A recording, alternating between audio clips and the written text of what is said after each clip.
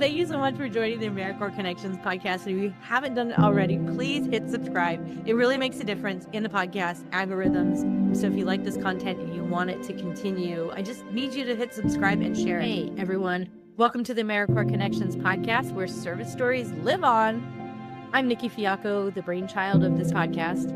Each week, we explore how 1 year of service can shape a lifetime of leadership. I'm excited today to be joined by Cali Moore. We're going to learn more about your experience and all about you here. But we've been connected by multiple channels. Like, we're just kind of like interweaving life experiences. Yeah. It's so good. So, Cali, why don't you take it away and just start off with how'd you find out about AmeriCorps, and wherever we want to go, we'll just follow the road. Perfect. I love it. Well, first, thank you, Nikki, so much for having me and for creating this awesome network to hear from alums. I absolutely love it.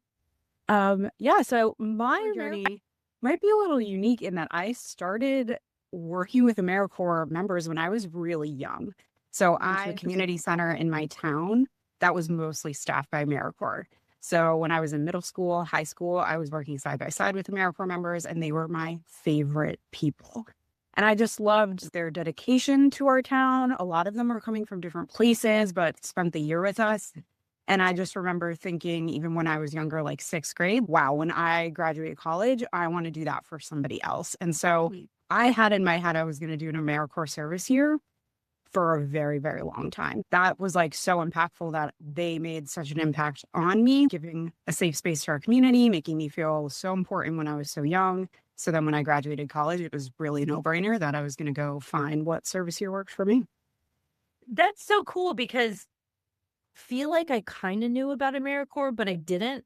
And then when I found myself doing an AmeriCorps year, I was like, well, this is a cool thing that I'm part of. You know, I was like, I think that this is very, very cool. So it's that's wild that you knew early on that you were going to do AmeriCorps.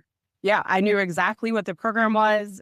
The nonprofit I was going to and involved with when I was younger had AmeriCorps State, National, and VISTA members. So by the time I was even looking, I knew what the difference was. Like, I was an educated AmeriCorps participant. I think that's pretty unique from how a lot of people find out about it, by like finding those opportunities when they're ready for them versus having experienced AmeriCorps when they were younger. The longer AmeriCorps has been in existence, the more we're probably going to find people like me who come to it because somebody was important to them when they were young. And that's really awesome.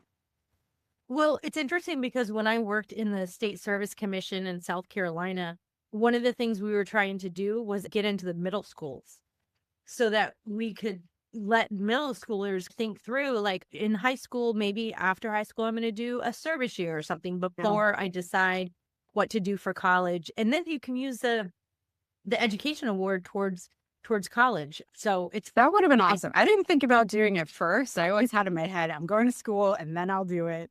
But yeah, I think that would have been great. And yeah, I know city year, I feel like I hear from a lot of them that they had city year members in their school, and then we go to city year. I mean, the sooner you can have AmeriCorps when you're younger, I think it just shows that other pathway, which is really awesome. Well, it's interesting. The podcast before this one, this will probably go out, Luis, his brother was in the city year mentoring program, and that's how he learned about city year from that. And then his sister did city year like a year after him. So it was the whole legacy. But okay, this is about you. So what program did you mention what program I did? So I ended up serving with AmeriCorps VISTA. I was really specific because I was very interested in the capacity building part, but I also was interested in the non-competitive eligibility from AmeriCorps VISTA that you get to then potentially get a federal job. I was like, this is what I'm doing no matter what. I was only looking at VISTA. I ended up finding a VISTA position with Horton's Kids, which is a nonprofit here in the DC area that serves wraparound services to a neighborhood in DC. And I was specifically helping work with their kindergarten through sixth grade tutoring. I did some infrastructure in the back, but I also ran the tutoring programs with other AmeriCorps members and other volunteers during the week. And then on the weekends, I was doing enrichment classes. Sometimes we did cooking, sometimes we did gardening, sometimes we did field trips. And this is all kindergarten through sixth grade. So I'm like cooking with kindergartners on the weekends and doing a lot of other fun stuff. That was my year of service. It was a little bit more of a mix of direct service and capacity building, but I honestly love that because it let me really get a lot of great time with the kids that we worked with, which was awesome. During my service year, I was doing outdoor environmental education programs. So I was working with all different age groups as well. And it's like you have to click your brain in, like, okay, now I have to corral the cats, which are usually the middle schoolers, you know? Yeah, kindergarten through 6th grade, it is honestly a wild range because a 5-year-old and a 12, 13-year-old is very different. And then Horton's kids goes from really K through 12. So I didn't work as much with the high schoolers, but sometimes we did. And yeah, it's definitely different what every youth group needs. My sweet spot is 2nd graders. They're just my favorite. I love a 2nd grader. But I had so much fun with all of them. My favorite was definitely the garden days when we could be outside and just like in the dirt, hanging out, which was really fun. Yeah. So you did 1 year with Vista. Did you do any alternative years? No, I only did the 1 year. And then once I was rounding out my service here and was kind of looking for what was next. And as I said, I did Vista specifically for that NCE, the non-competitive eligibility. So I was trying to see, and being in the DC area, could I get myself into a federal job? But that's when I found the Segal Fellowship program at AmeriCorps headquarters. So that is a year of working as a fellow at headquarters, shifting between all of the different departments there and doing special projects with them. So it worked out perfectly that the fellow program started right as my service year was ending. So I applied for the fellowship and was able to get in. So then I did a full year of being a Segal Fellow at CNCS headquarters, where I worked with all the different departments. I worked with disaster services on a few projects. I worked with VISTA. I worked with the Office of Research and Evaluation. I did a little bit with state and national.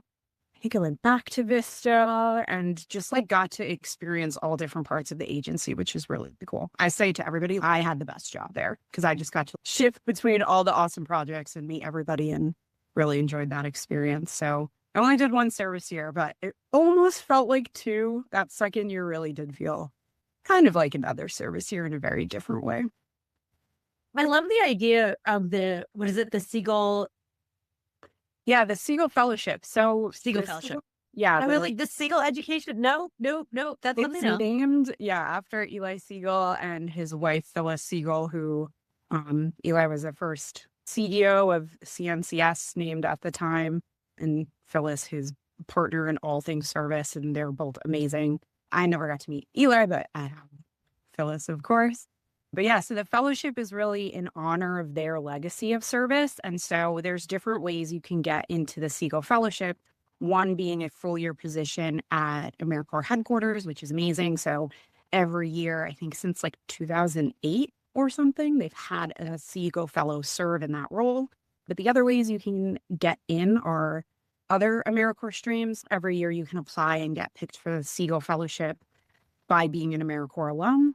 They also pick the City Year Member of the Year, gets like an automatic in to the network, which is really great. And then the other side of the Segal Fellowship program is based at a Brandeis University, where Eli and Phyllis were alums and have really strong ties.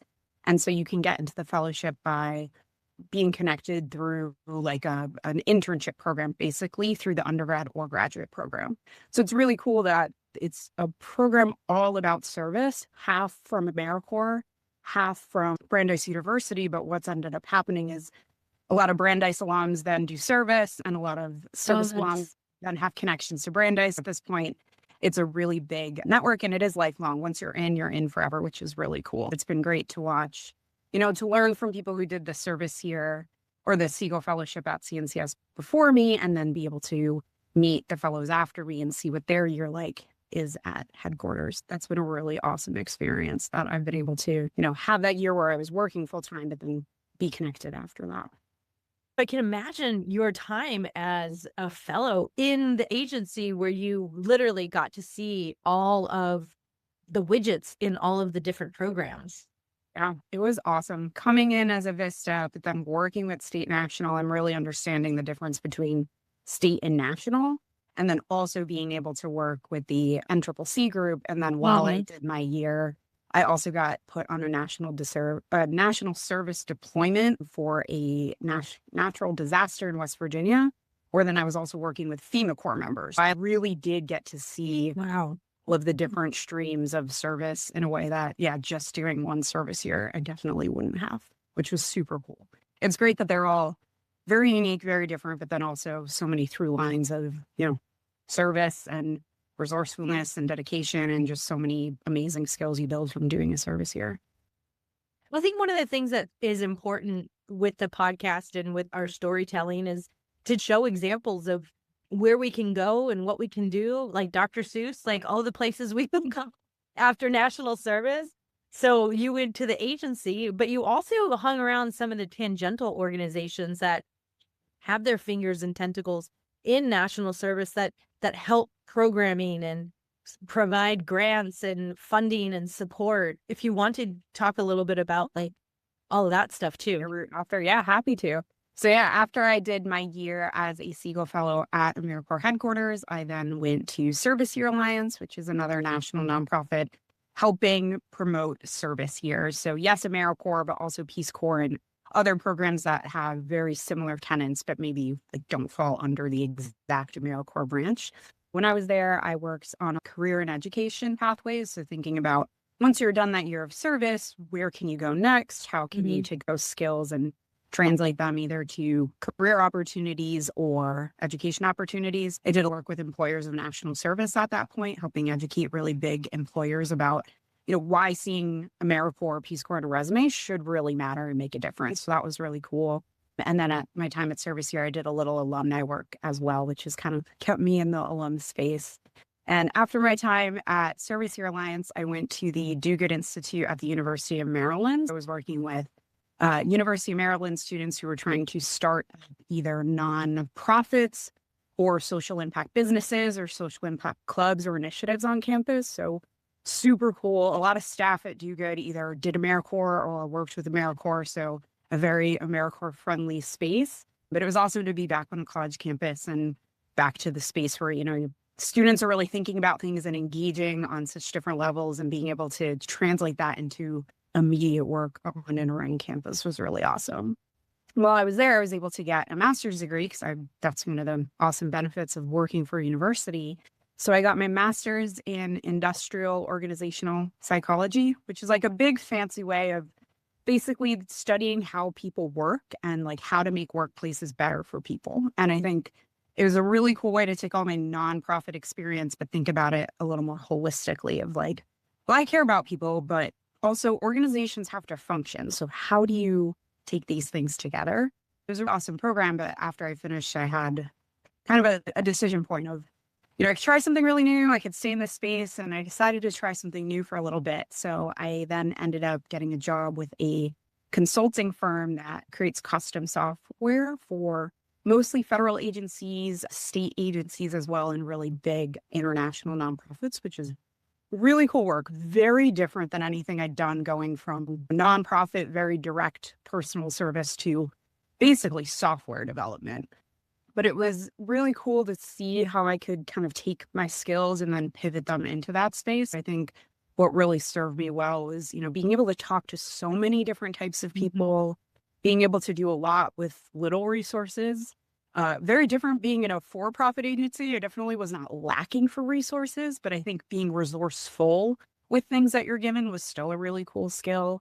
And just being able to work with so many different nonprofits that had the experience of using technology that didn't always work for them, I think made me a better advocate for them when we're building them software. Because I understood what it's like to be on the side of, having to deal with a platform that's not quite made for you and things don't really work. You don't have the time to learn this or educate your staff. And so being able to be on the side of the tech consultant to say, hey, I've been in your shoes. Let me see what I can do to make this as easy for you as possible, to make this as seamless for you as possible, I think was what really kind of helped me in my position. The last thing that helped was my first client was Peace Corps. So that made my life a lot easier, that it was super friendly. I knew exactly, what kind of service work they were doing, which then made me seem so impressive to my brand new job to say, hey, I may not know software, but I do know Peace Corps. So it's been cool to see how, again, those service skills and connections have really served me in a very different role. And I'm still doing that, still doing tech builds, which is, again, different than I ever thought I'd be doing. But it's pretty cool work. And then also gives me the space that I need to work with AmeriCorps alums in my free time. Yeah, that's my long and short of my career journey. That is your career journey. I think starting my career working with nonprofits and always knowing I wanted to do AmeriCorps, I think I had a pretty narrow view then of like any for-profit company. I was like, you guys don't care about people, you care about profit. And it was just like, I'll never do anything other than nonprofit work. But as I grew in myself and my career and interacted with all these different organizations, realized how important it is to also have people at for-profit companies who care about the product and care about the people, because even when you're at a nonprofit, you still need software to do your accounting. You need software to manage your clients. You need software to manage your donations. And if somebody on that software doesn't really care about you or your organization, it's not going to be good for your nonprofit. And I think that opened my eyes to having that service mindset wherever you are. And then, that made me an appealing employee, honestly. And it was kind of cool to like practice what I was preaching when I was working with employers of national service. My whole tagline was, you have skills that are important to any employer. You just got to sell them on it. And that was me in those interviews with no technology experience saying, hey, I can learn technology. And I know that because I've had to learn to do so many things. It's much harder to learn how to deal with different people and how to deal with difficult situations, and also how to, translate nonprofit work into a software if you've never done that. Let me be that advocate. And that's how I was able to get in. And that's what I've been able to do, which is really pretty cool. Not always great days. Some of it's really tough, but I think overall it's been an awesome experience to see that be such a shift. And yeah, I think it is that AmeriCorps mindset of like, well, I'm going to figure it out no matter what. And we're going to do it in a way that helps everybody, not just helps, my company or the one person or the one project. We want you to make sure that, you can do your jobs better. And I think that's the cool thing is, even though I'm not as tied to direct service, the companies we're building software for are public service organizations. It's the federal agencies where you're filling out your, applications for things. And like I said, Peace Corps, managing all the clinics that they have all around the world. And so be able to see, we can build you systems that are going to help do that better is pretty cool. So I don't know how long I'll stay in the software space, but, if I start to do something different, I'll go back to those AmeriCorps skills and say, I'm resourceful. I can figure it out. Oh my gosh, Callie, when you said during your interview where you leaned into, I don't have these skills, but I can learn it. I believe that is what AmeriCorps alums bring to the workspace, workforce development space of like, I don't know how to do it. I don't know. Hired as a communications director. I've been an executive director for half of my career. So suddenly I had to do those things. And I'm like, I can do Canva, and then I launched a podcast. I don't know how to do this. But we were able to lean into our network, and we were able to lean into, let me Google this and figure this out. I feel like my service year and my service journey has been, no, you got to figure this out because this is what needs to happen right now. Your point of saying, look, I may not have the exact skills that you want or that you're looking for, but I can figure those out. But you want me as a person. And a lot of me as a person has been kind of developed during my service year. Yeah, so true. Yeah, and most employers I've found, they already know the tech that they're going to train you on. They want to know that you're someone that can learn and be adaptable. And I think that's the thing, that if you spend a whole year doing this kind of work, you've learned how to learn and be adaptable. And that's a skill that never leaves you, which is so important. Yeah. I want to just pivot just a little bit because you are doing something that you don't get paid for, I don't think. But you serve with a lot of heart and a lot of time. It's kind of, I joke, my podcast is my 5 to 11 and I have a 9 to 5. I think you have the same thing. And I want to bring this up because it's so important for us alumni. 1.3 million AmeriCorps members have gone through service.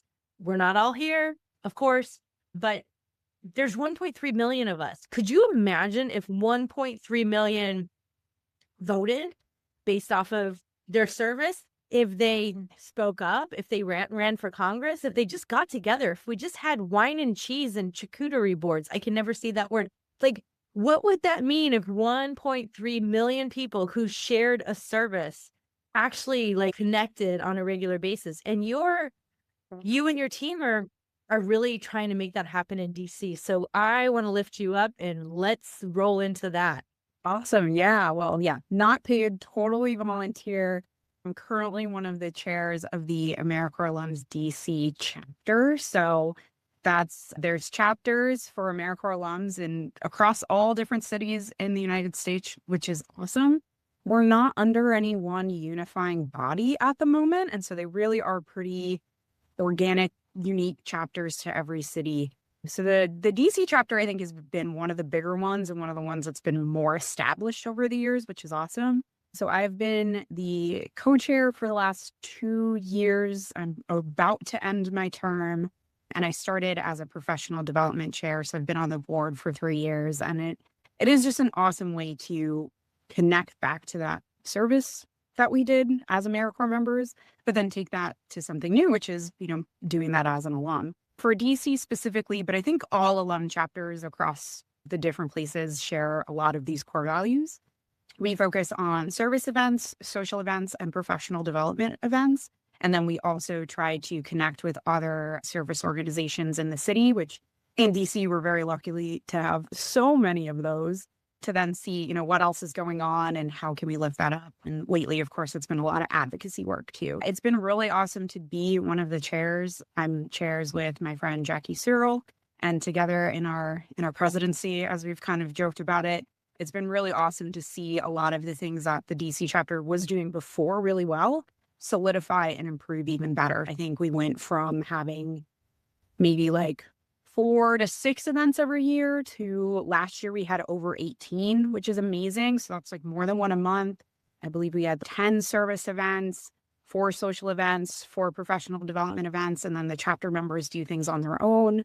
It's awesome to see different people at all those events. And we really try to keep it varied to figure out, you can collect as an alum with us, whatever way you're interested in. If you want to do a service event, and we try to do them all over the city, so it works for people who are in different locations.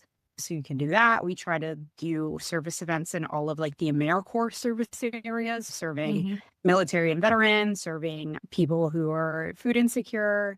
I think we do youth, our education programs, and there's other ones I don't remember, but try to keep it pretty open. And then for professional development, it's some after AmeriCorps stuff, but then also just connecting the city and connecting on different skill sets. And then social events can be anything. It might be happy hour. We usually go to Nats baseball game, which is really great. And there have been some other cool events in DC. We were really lucky to have so many awesome free events. I think there have been some like free concerts where we've done meetups and things like that. So it's just an awesome way to, again, stay connected as alums and ground in that service, but also have some fun, social, and learn from each other, which is great. It's been a huge privilege to be on the board for the last 3 years. But as I said, my time is winding down as co-chair, which is exciting. I'll be moving into a fundraising chair. And then we are recruiting for new board members to fill some of the spots where we have board members rolling off. I think this week we just opened applications. So we're looking for folks who are interested in being service, social, and professional development. I think there's a spot on every committee. So it's just a cool way to, stay engaged, do something volunteer-wise that's really meaningful. And it's also a great gig because you can kind of put in as much work, not as little. We definitely have some standards. There's some ways where you can participate. I feel like it's pretty easy to do when you have a 9 to 5 and other commitments. But if you want to also do something and see it grow, we've seen members kind of take new things on as part of their roles, which is really awesome. We try to be a grounding spot, but then hopefully a launching pad to do anything that's in the spirit of service. Oh my gosh. I'm so glad that we ready to join. Oh, I'm like, I kind of love that professional development piece. It's pretty great. Yeah, that's, like I said, that's where I started, and it was a really cool role. And then I moved into being co-chair, which again is kind of like the president role, more or less. So how long are the applications open for? Yeah, great question. I believe we have them open for a month. The goal is to close them March 15th, which I think is a Sunday. And then we will do like read the applications. Are very basic. We just want to know like, where did you do your service? What positions are you interested? Why? What skills do you bring? What skills are you hoping to gain? And then we'll do really short interviews. This is not a job. We're not going to be really intense about it, but we just want to make sure everybody is coming to it with kind of the right attitude and the right idea of what they're looking for, and make sure we have the right fit for each of the positions. So once we see who applies, we can then kind of finalize who's there. And then our board year goes from May 1st through April 30th. So that's the new board can start, kind of get their feet under them during the summer. And then fall tends to be our busiest time. So by fall, everybody can run programs, a little bit of a winter break, and then finish out in the spring. We do ask for 2-year commitments. We've found that you do need a year to really get the feel for everything. And that 2 years has seemed to be pretty reasonable. And then after your 2 years, we re-up every year. So then continuing members can still stay on the board if they're interested, but having those pretty clear 2 years to start. And then every year after that has given people an easy way to know what they're going to do in the beginning and then kind of decide year after year if it's something they can still commit to or not. But for board members who aren't on the planning board anymore, our events are open to any alums or any alum supporter in the DC area. Peace Corps alums, AmeriCorps alums, or if you're a friend or just champion of those, you're welcome to join any events, which is really cool. And again, we try to do a bunch of varied things so you can find something that fits what you're interested in or available for at the time. Well, since I was part of an alumni committee with Service Year Alliance, I know that the DC alumni group is one of the strongest, as well as Philadelphia. And I believe San Antonio is pretty strong too. Shout out to Christina Flores at New Politics. There are hubs of very strong alum groups, but because I'm in the DC area, your opportunities, and I saw a service project like the first week of March that I was like, oh, Silver Springs, I could do that. Now, tell me a little bit about like when you get those gatherings together, because this is the AmeriCorps Connections.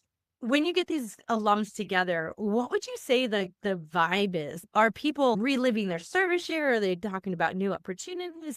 I feel like I get in a room with doers where I'm like, let's do this. Let's get this done. So what's the vibe when you get together? Yeah, I love that.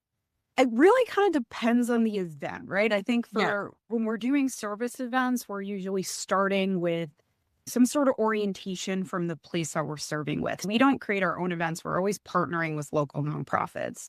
The one you just talked about that's happening the first week in March is with Shepherd's Table in Silver Spring. So a lot of times when we start, we're getting that orientation and then we're able to do the service project together. And it's almost always, what program did you serve with? Where did you serve? It's got to be the first question, right? Yeah. But from there, it's usually a jumping point. Sometimes we kind of stay with that of like connections of, oh, you did NCCC, I did NCCC. That tends to be the big draw. But then sometimes it's what you're doing now. How did that translate? And especially in the DC area, the second question is always, so what do you do? So try to figure out or, learn from each other. Okay, you did service and now you do this. Tell me about that journey. I think a lot of it is that. Lately also, I think it's been a really good space of finding some community solace in the DC area with so much happening nationally that I think a lot of people who have done service, maybe are seeing things in the administration they don't agree with. And I think having a place where you can still say, it's, there's big things happening I can't do anything about, or maybe I can do a little bit about in terms of, calling and advocating, but I need something tangible. We found that, especially in the last year, coming together with service events has been like, wow, like I needed this. I needed this reminder to just show people in my community still need help packing meals. They still need help cleaning a school garden. They still need help, sorting through donations. And I think that's been a really big one lately. And then a lot of times it is just fun. Like social events have been great.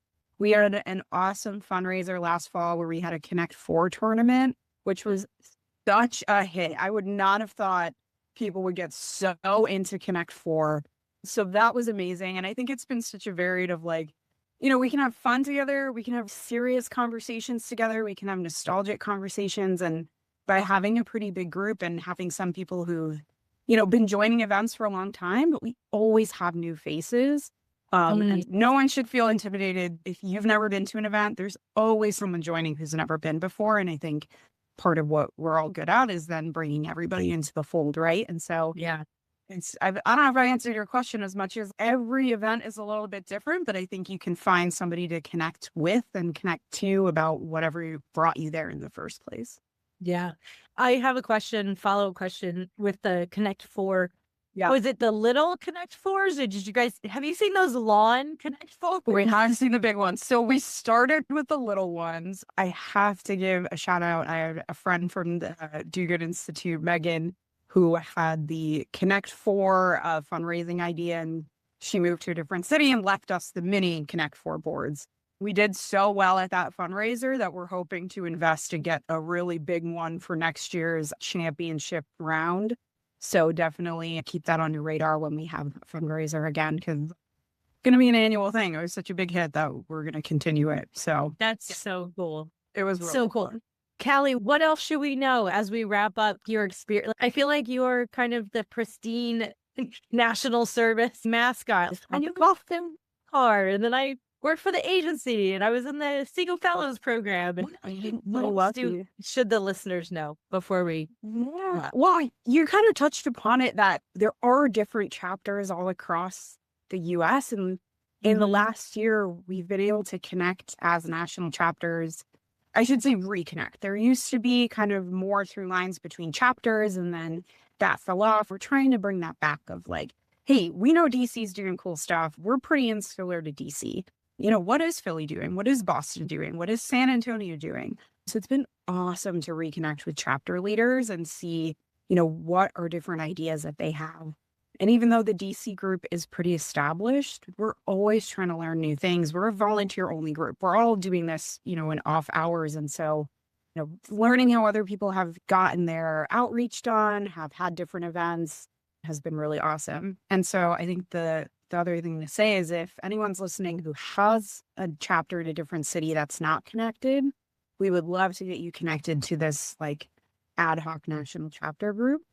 And if you're listening in a place and you don't know if there's a chapter or you start one, we're also trying to be a resource for people who are interested in that. And so, you know, DC has a lot of lessons learned, but so do so many other chapters. And so we don't want people to just say, well, there's nothing in my area, I guess I can't do anything.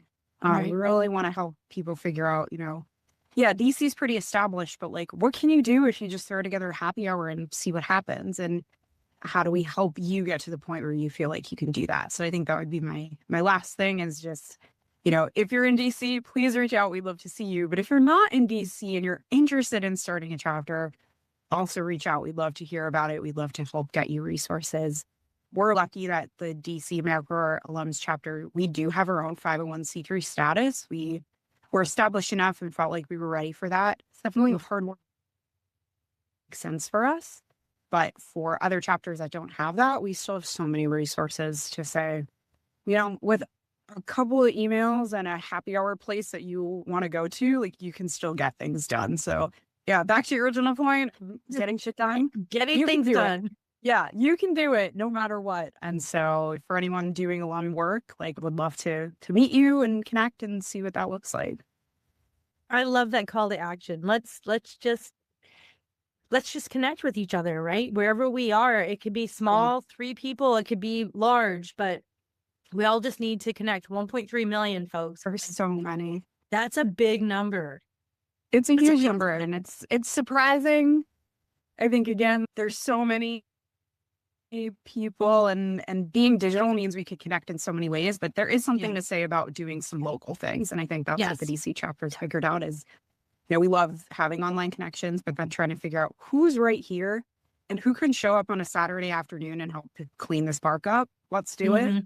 That's great too. And trying to figure out how to balance, you know, do something where you are and then connect with others doing cool things and share what's working. Something that's important about the local aspect of it is for other communities and nonprofits and organizations to realize, like, this is a group of AmeriWhats. Like, you know what I mean? You all served in what? And to educate and say, yeah, we all did a service year. We all did different service years, but we did this, and service is still part of our ethos, and this is what we do. And it's there's a group in Baltimore. It's, shoot, I don't remember what it's called. Oh, but they do service and then they get beer afterwards. Volunteers Untapped. That's what it's called. Out of the glory. AmeriCorps alums, but it's just volunteers that get together and they volunteer and then they go to the local brewery or something. And that is a perfect definition of what AmeriCorps service members should do. I love that.